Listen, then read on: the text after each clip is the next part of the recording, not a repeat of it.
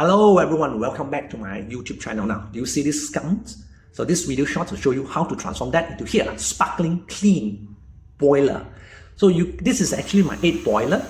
So to do that, to clean it very easy, just fill up to the maximum level and buy this citric acid, food grade citric acid from Daiso. I bought it from Daiso shop, half a tablespoon.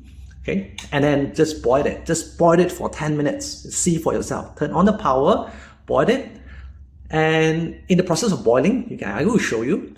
You can see that the scum actually dissolve into water.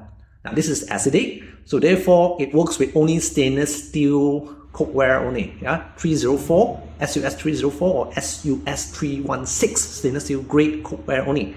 If you use it for brass or other thing, I'm worried that it will cause pitting. It will actually etch into the metal and it will cause you get holes onto it, right? So that's what you do not want it to happen. It works with only stainless steel product. So any kettle, any boiler, okay, you want to clean it, you need to clean it at least once every 6 to 9 months, okay?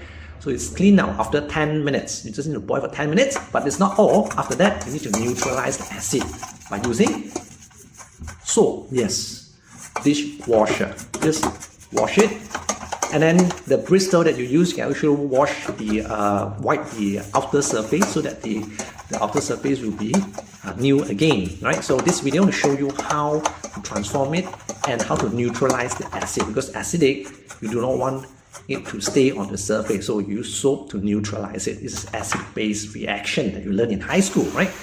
And rinse with lots of water.